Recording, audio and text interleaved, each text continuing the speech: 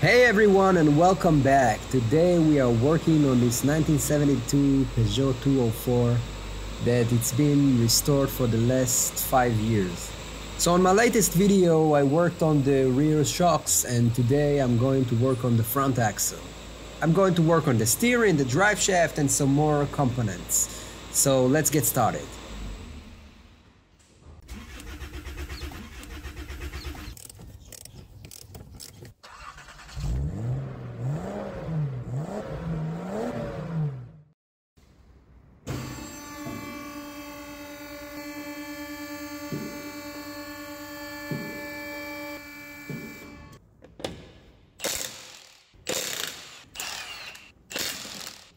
As I told you, I want to replace the tie rods. On the driver's side I have no problem. This nut comes off easily.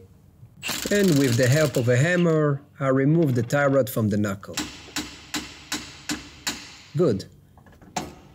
Hear those squeaks. On the other hand, I have a problem with the passenger side. I remove the wheel. And watch what happened with this nut. It spins freely without doing anything. So I need to take my safety goggles and chop it off. I work on this area very cautiously because I have here the brake lines and also the knuckle that it's 50 years old and I don't want to mess it up. I don't have another one. But after a couple of minutes, I can take off the nut and remove the tie rod.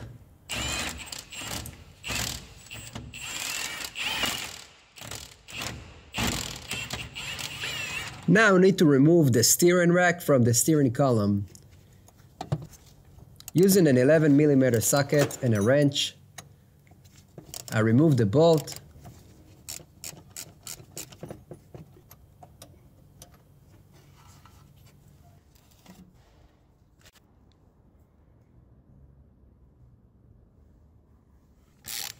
Now I'm going to the subframe and remove those two bolts that hold the rack to the subframe.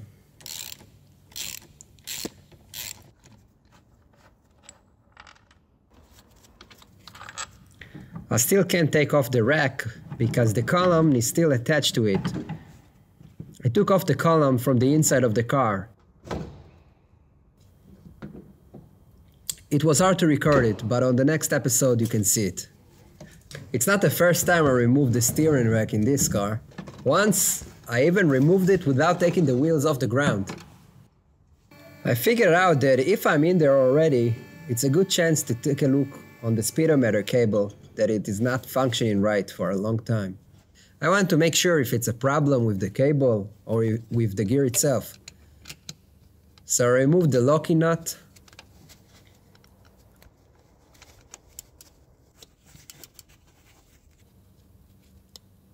And because I couldn't take off the bolt, I tightened another nut on the existing nut. And then I could take the bolt off just using the nuts, like so.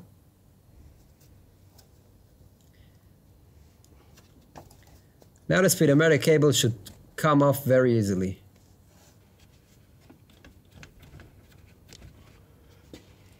I connected it to a drill and start spinning it, and I can see the odometer is spinning.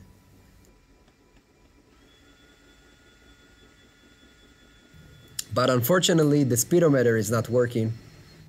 Here you can see the drill connected to the cable and spin it.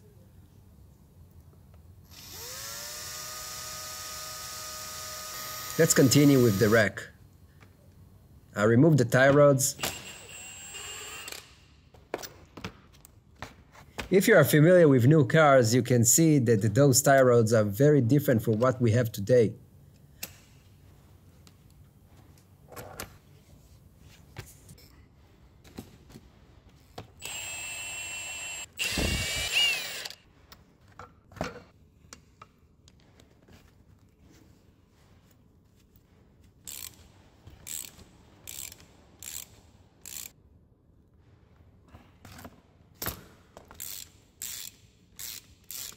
Now I want to clamp the securing plate. I also want to replace my CV joints. So first I need to take off this very ancient and primitive stabilizer link and the control arm. I start by removing the control arm bolts, the nut of the link,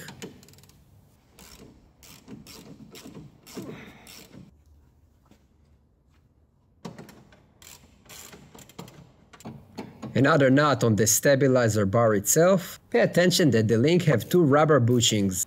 We will get back to them later.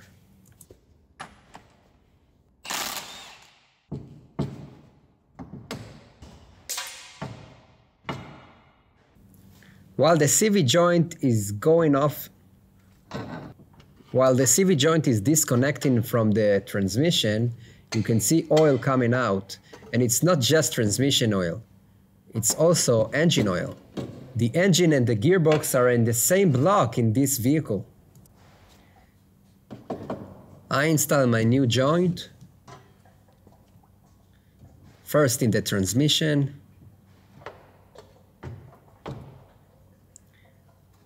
and then in the hub. A little bit of wiggling and it comes in very easily.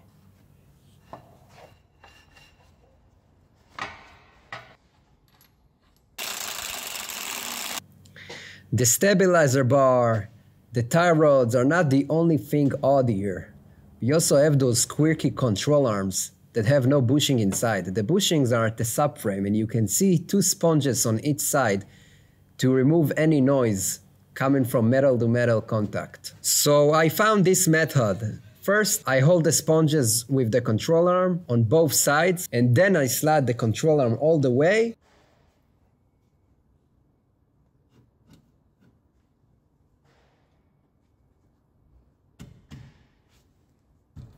Insert the bolt to hold it and align it in place.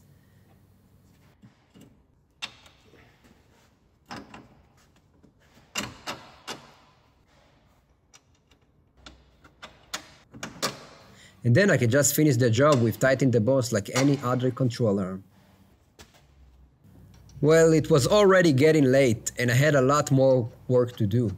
I think it's a good point to stop this as a part 1 video. You remember those rubber bushings of the link?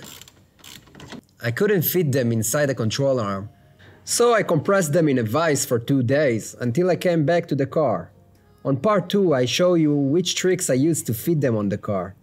I also going to finish the steering rack and flexor, as well as the driver's side suspension and CV joint. Make sure to like this video and subscribe to the channel if you are not subscribed yet so you can watch the next chapter of restoring this beautiful French car. That's it for now. Thanks for watching and see you on the next video.